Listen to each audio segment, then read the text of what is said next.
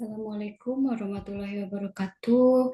Perkenalkan, nama saya Neng Firly Apriliani, salah satu dosen program studi Administrasi Publik, Fakultas Ilmu Sosial Ilmu Politik, Universitas Juanda Bogor. Pada kesempatan kali ini, saya akan mendeskripsikan mata kuliah yang saya ampuh, yaitu Manajemen Pelayanan Publik.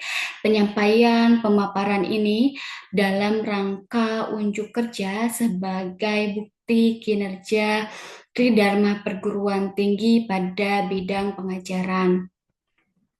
Dalam menjelaskan mata kuliah ini, pendekatan yang saya gunakan adalah pendekatan DIA, yaitu Delivery, Interaction, and Assessment. Delivery adalah bagaimana cara pengajar menyampaikan mata kuliah yang kita ajarkan kepada mahasiswa. Interaction adalah bagaimana interaksi antara pengajar dan mahasiswa dalam proses pembelajaran. Sedangkan assessment adalah bagaimana pengajar mengukur penilaian dan pemahaman mahasiswa pada saat proses pembelajaran. Pendekatan pertama adalah delivery. Bagaimana saya menyampaikan pembelajaran baik secara daring maupun luring kepada mahasiswa.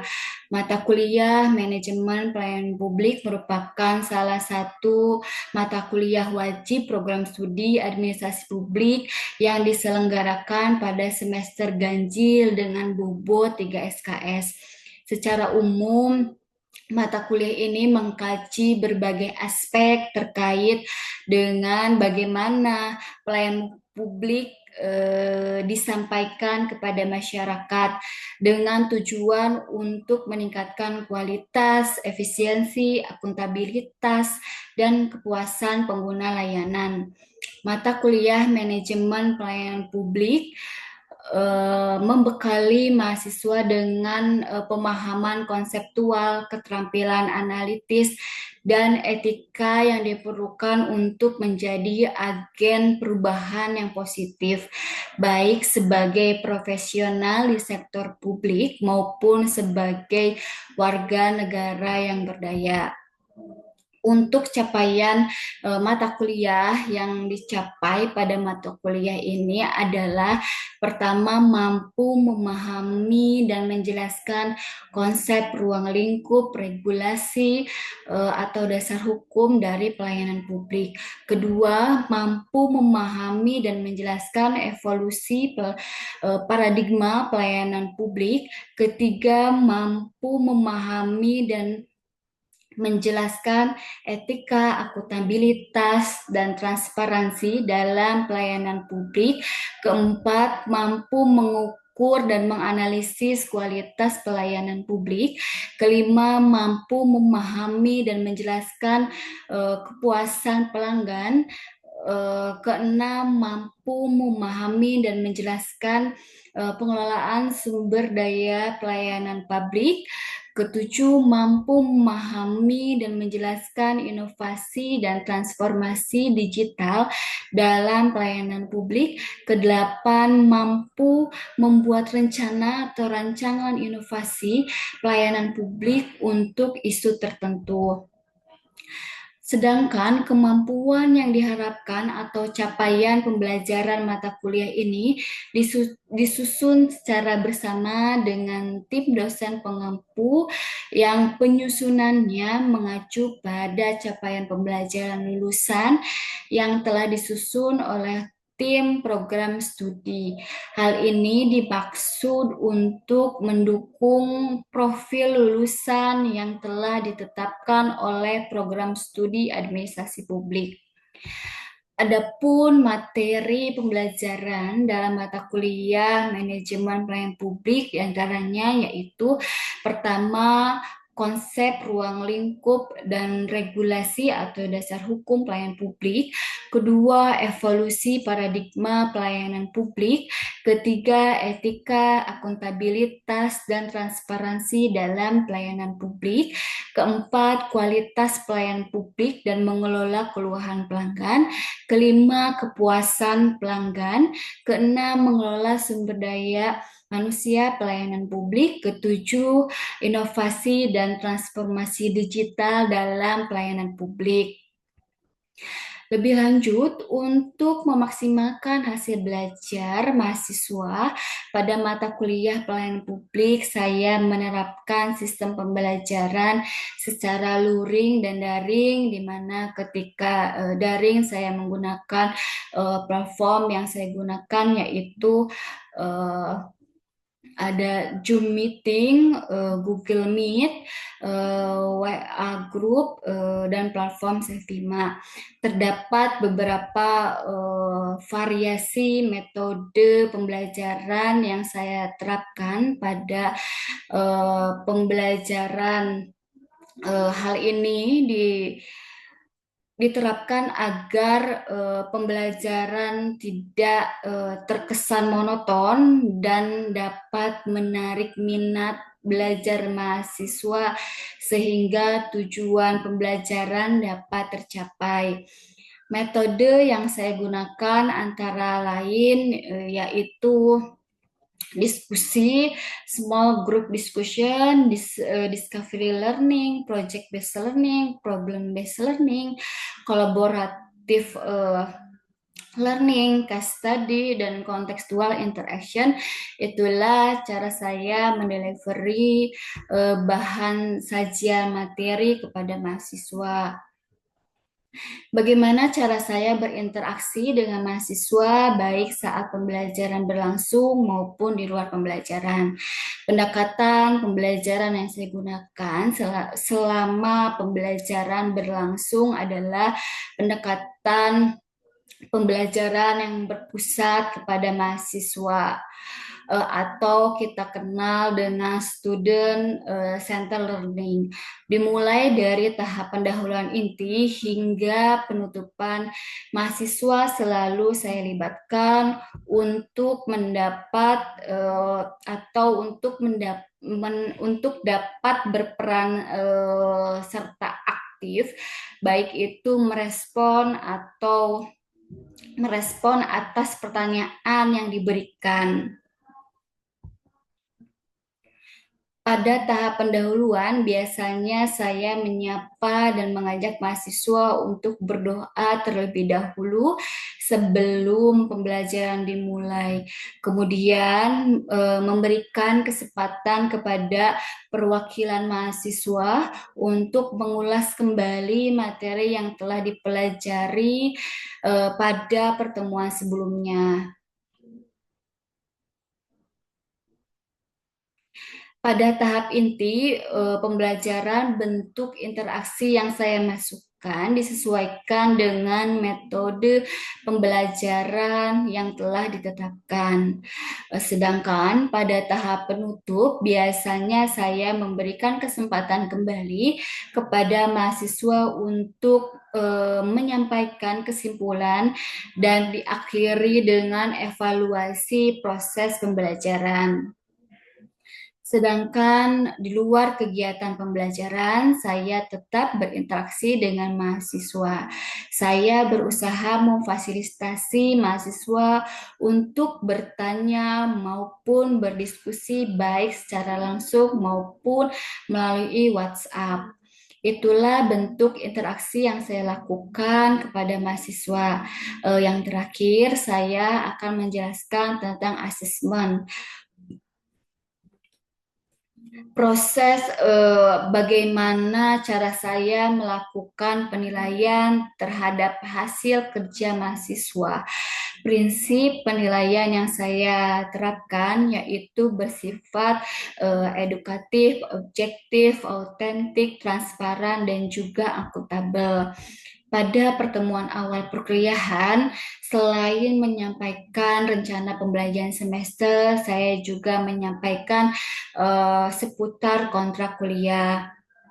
dan salah satunya adalah menyampaikan komponen penilaian yang telah disepakati, dan contohnya adalah seperti tes tertulis, tes pengamatan keaktifan, dan juga penugasan.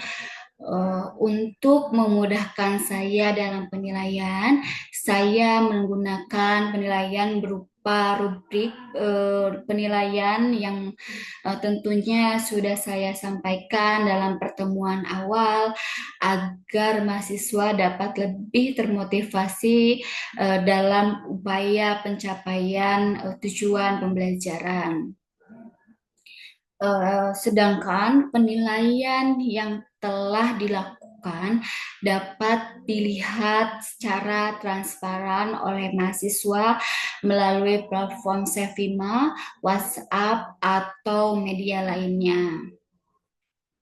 Berikut akan saya tampilkan rekaman pembelajaran mata kuliah yang saya ampu, yaitu mata kuliah Manajemen Pelayanan Publik.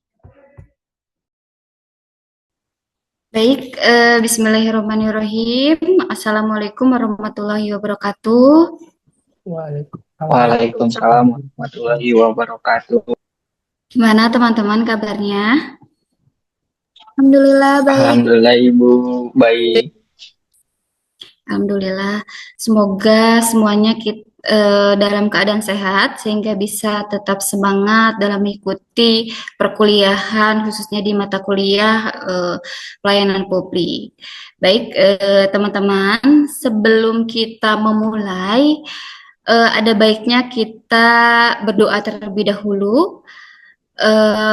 Rifki bisa memimpin doa?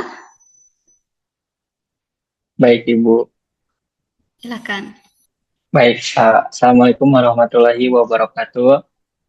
Sebelumnya, sebelum memulai pembelajaran pada hari ini, lebih baiknya kita didahulukan oleh doa. Kita baca doa selamatnya. Bismillahirrahmanirrahim. Allahumma inna as'aluka salamatan fid din wa afiatan fil jasad wa jinatil ilmi wa barakatan fi rizqi wa taubatan qabla maut wa rahmatan inda maut wa maghfiratan ba'da maut. Allahumma hawin alaina fi sakaratil maut wa najata minan nar wa afa inda hisab. Rabbana la tujigh qulubana ba'da hadaitana wa hab lana min ladunka rahmatan innaka antal wahhab. Rabbana zalamna anfusana wa lam taghfir 'alaina lakunanna minal zalimin. Rabbana atina fid dunya hasanah wa fil akhirati hasanah wa qina adzabannar. Subhanaka rabbika rabbil izzati amma yasifun wa salamun alal mursalin walhamdulillahi rabbil alamin. Amin. Amin. Terima kasih Rifki sudah memimpin doa. Baik, teman-teman, untuk materi yang akan kita bahas pada hari ini adalah mengenai mengelola kualitas pelayanan publik. Nah, seperti yang kita ketahui, kualitas pelayanan publik merupakan cerminan dari kinerja pemerintahan dan juga kepuasan dari masyarakat. Nah, apalagi di era modern saat ini, gitu ya, tuntutan atau ekspektasi publik terhadap pelayanan publik itu inginnya yang cepat, yang mudah, akurat, adil, terus meningkat, gitu ya. Nah, tentu mengelola kualitas pelayanan gitu bukan hanya mengenai atau menyediakan layanan dasar saja gitu ya, tetapi juga memastikan pengalaman yang positif gitu ya, yang dirasakan oleh masyarakat gitu ya. Mungkin kalian pernah dengar gitu salah satu rumah sakit yang menyediakan fasilitas salon gitu ya, yang ada di daerah mana tuh, Bengkulu ya kalau tidak salah. Nah, itu merupakan salah satu cara gitu ya untuk bagaimana pengalaman positif itu yang dirasakan masyarakat gitu ya, apa namanya, bisa dicontoh itu cara-caranya gitu ya, agar pengalaman dalam pelayanan publik gitu ya terhadap apa masyarakat itu meningkat gitu ya teman-teman. Nah, untuk materi lebih lanjut gitu ya, saya ingin bertanya terlebih dahulu gitu ya sebelum kita lanjut ke materi selanjutnya. Apakah kalian masih ingat mengenai materi yang kita bahas di minggu lalu? Karena ada kesinambungan dengan materi yang akan kita bahas lebih lanjut. Saya izin menjawab, Ibu. Silakan, Vira. Untuk pekan sebelumnya, materi kita itu tentang etika, akuntabilitas, dan juga transparansi dalam pelayanan publik. Nah, di situ kita belajar prinsip-prinsip etika dalam pelayanan publik, mekanisme akuntabilitas publik, dan juga transparansi informasi publik. Nah, ketiga pilar tersebut itu merupakan fondasi bagi good governance atau tata kelola pemerintahan yang baik dan esensial untuk membangun kepercayaan masyarakat serta memastikan pelayanan publik yang efektif, adil, dan juga berkualitas tinggi. Seperti itu, Ibu. Baik, terima kasih Vira ya, sudah masih mengingat ya materi di minggu lalu. Baik, lanjut ke materi selanjutnya ya. Pertama ada mengelola keluhan pelanggan, dan kedua ada mengukur kualitas pelayanan. Nah, yang pertama ada mengelola keluhan pelanggan. Kenapa sih pentingnya gitu ya mengelola keluhan pelanggan? Di sini ada 5 poin yang nanti akan kita bahas satu persatu. Yang pertama ada identifikasi masalah. Nah, ini keluhan yang masuk itu kan biasanya merujuk pada titik sakit atau masalahnya gitu ya, dalam entah itu dalam proses pelayanannya, prosedurnya, atau bahkan perilaku petugasnya gitu ya. Nah, yang kedua ada peningkatan kualitas. Tentu setiap keluhan yang sudah ditangani gitu ya dengan baik merupakan salah satu kesempatan gitu ya untuk memperbaiki sistem yang bermasalah gitu, dan juga bisa menjadi pencegah masalah serupa gitu di masa depan. Terus ketiga ada meningkatkan kepercayaan publik. Nah, tentu respon yang cepat gitu ya terhadap apa namanya keluhan pelanggan ini gitu ya dapat mengubah dari pengalaman yang negatif ya menjadi positif gitu ya, seperti itu. Nah, itu akan dapat meningkatkan kepercayaan gitu ya masyarakat terhadap pelayanan publik. Nah, keempat ada akuntabilitas, di mana tentu pada proses penanganannya gitu ya dari keluhan itu harus transparan gitu ya, menunjukkan komitmen pemerintahan gitu terhadap akuntabilitas itu. Terus terakhir ada data dan analisis. Nah, keluhan yang tercatat gitu ya menjadi data yang penting gitu ya untuk bisa menjadi analisis tren, terus bisa juga perencanaan kebijakan, terus juga bisa nantinya menjadi alokasi sumber daya gitu ya. Nah, teman-teman, sebenarnya keluhan pelanggan itu bisa dikatakan sebagai hadiah gitu ya, karena isinya itu kan sumber informasi gitu yang berharga gitu ya untuk bisa mengungkapkan gitu area-area yang lemah gitu ya pada sistem yang ada di apa namanya pelayanan publik gitu ya, seperti itu.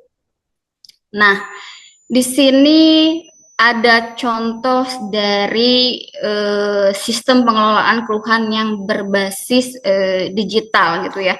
Tentu ya sekarang perkembangan teknologi informasi yang luar biasa gitu ya, tentu harus bisa dimanfaatkan gitu tentu dalam hal pengelolaan keluhan gitu ya. Nah, ini ada beberapa contoh yang bisa dimanfaatkan. Yang pertama, nah ini sebelum lanjut, apakah ada yang ingin kita diskusikan terlebih dahulu?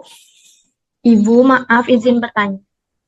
Ya, Sebelumnya, perkenalkan, saya Dede Mardia. Izin bertanya, tadi mengapa pengelolaan keluhan pelanggan dianggap sebagai hadiah dalam konteks peningkatan kualitas pelayanan publik?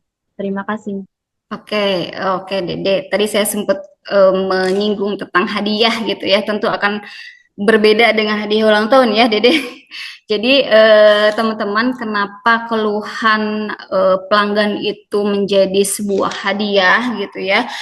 Karena tadi isinya itu merupakan informasi yang sangat boleh dikatakan berharga gitu, yang memang bisa mengungkapkan tadi area kelemahan dalam sistem pelayanan, dan sebenarnya bisa menjadi peluang gitu ya untuk perbaikan selanjutnya gitu, yang perbaikan yang berkelanjutan. Terus juga tentunya mengelola keluhan secara efektif merupakan salah satu indikator kunci gitu ya, komitmen dari organisasi gitu ya terhadap kualitas dan juga akuntabilitas gitu ya, Dede.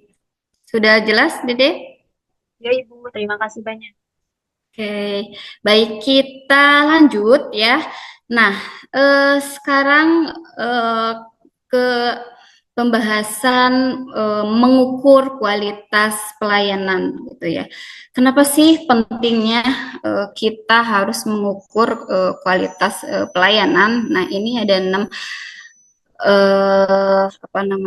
alasan gitu ya. Kenapa penting sekali untuk mengukur kualitas pelayanan. Pertama, ada dasar pengambilan keputusan. Nah, kedua ada akuntabilitas dan juga transparansi. Terus ketiga ada identifikasi kekuatan dan juga kelemahan. Tadi nomor berapa? Nomor 4 ya. Sekarang peningkatan berkelanjutan. Yang kelima ada motivasi karyawan. Gitu. Nah, yang terakhir ada meningkatkan kepuasan masyarakat. Nah, ini ada salah satu teori gitu ya dari para suraman dan kawan-kawan mengenai kualitas pelayanan. Nah, ini biasanya digunakan oleh mahasiswa nih untuk penelitian mereka mengenai kualitas dari pelayanan gitu ya. Ada metode pengukuran dari kualitas pelayanan gitu ya. Nah, ini ada survei kepuasan masyarakat atau SKM, terus biasanya yang ini tuh langsung ke masyarakat ya, bisa berupa pembagian kuesioner dan lain-lain gitu. Nah, kedua ada pelanggan misterius. Bisa jadi pegawainya itu ya berperan sebagai masyarakat atau pengguna pelayanan gitu. Terus tiga ada analisis data operasional. Keempat ada studi banding. Kelima ada umpan balik digital dan juga media sosial. Nah, ini bisa dimanfaatkan ya, media sosial gitu kan, sekarang sudah banyak SKPD atau pemerintahan dinas-dinas gitu ya yang tentunya punya media sosial. Nah, itu bisa dimanfaatkan gitu ya untuk melihat kualitasnya. Ini ada studi kasus ya mengenai pemanfaatkan atau penerapan inovasi dan digitalisasi pelayanan publik. Di sini ada Pemkot Surabaya dengan e-government dan layanan terbukanya gitu ya. Terus Pemkab Banyuwangi dengan program Smart Kampungnya. Terus ketiga ada Provinsi DKI Jakarta dengan dashboard publiknya gitu ya. Nah, sebelum saya membahas mengenai tugas, ada yang ingin ditanyakan lagi? Ibu izin bertanya. Ya, silahkan. Sebelumnya perkenalkan nama saya Nur Hasanah Ajijah. Bagaimana pemanfaatan teknologi digital dapat meningkatkan efektivitas pengelolaan keluhan pelanggan? Oke, baik. Jadi begini, untuk mengelola keluhan, tentu teknologi itu memungkinkan gitu ya. Nih saluran-saluran keluhan itu lebih mudah diakses. Maksudnya apa? Kayak seperti ada kan sekarang mah portal portal online gitu ya, aplikasi mobile atau tadi chat box gitu ya. Nah, mungkin dengan menggunakan itu responnya itu akan lebih cepat gitu ya. Karena apa? Karena ada otomatisasi gitu ya di situ. Nah, juga dalam ada otomatisasi, terus pencatatan dan juga proses pelacakan keluhan yang sudah sistematis gitu ya, menggunakan sistem-sistem gitu ya seperti itu. Akan memberikan tugas kepada kalian untuk minggu depan ya. Jadi kalian apa namanya membuat tugas yaitu menganalisis kualitas pelayanan publik di pemerintah. Jadi kalian nanti memilih apa namanya pemerintahan atau bisa dinas atau bisa kantor desa gitu atau ke kecamatan gitu ya. Nanti kalian kerjanya berkelompok ya, membuat kelompok, satu kelompoknya itu 2 orang gitu yang nanti luarannya menghasilkan ya laporan hasil analisis dan juga draft artikel. Jadi minggu depan kita akan membahas mengenai tugas kalian ini gitu ya, seperti itu. Sudah jelas? Jelas Ibu. Sudah jelas, Ibu. Baik, teman-teman, karena ini materinya sudah habis gitu ya. Tapi sebelum itu ada yang ingin menyimpulkan terkait materi yang sudah kita bahas hari ini? Ada Ibu Rifki izin menyimpulkan. Silakan, Rifki ya. Ya Ibu, jadi kesimpulan dari perkuliahan kita hari ini adalah mengolah kualitas pelayanan publik adalah sebuah siklus yang tak terpisahkan antara mendengarkan suara publik, termasuk keluhan, melakukan perbaikan dan mengukur dampaknya. Dengan sistem penanganan keluhan yang responsif dan metode pengukuran kualitas yang terstruktur, instansi pemerintah dapat terus beradaptasi, berinovasi, dan pada akhirnya memberikan pelayanan yang benar-benar harapan dan kebutuhan masyarakat. Terima kasih. Oke, terima kasih Rifki sudah menyimpulkan materi yang hari ini kita bahas. Baik teman-teman, sebelum kita menutup pertemuan kali ini, ada baiknya kita menutup ya pertemuan dengan membaca hamdalah bersama-sama.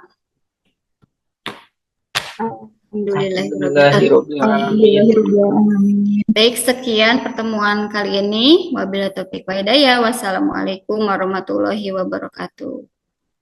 Waalaikumsalam warahmatullahi wabarakatuh. Terima kasih Ibu. Terima kasih Ibu. Oke, teman-teman semua. Demikian pemaparan saya terkait deskripsi salah satu mata kuliah yang saya ampu pada program studi administrasi publik dalam rangka unjuk kerja pengajaran. Terima kasih. Wassalamualaikum warahmatullahi wabarakatuh.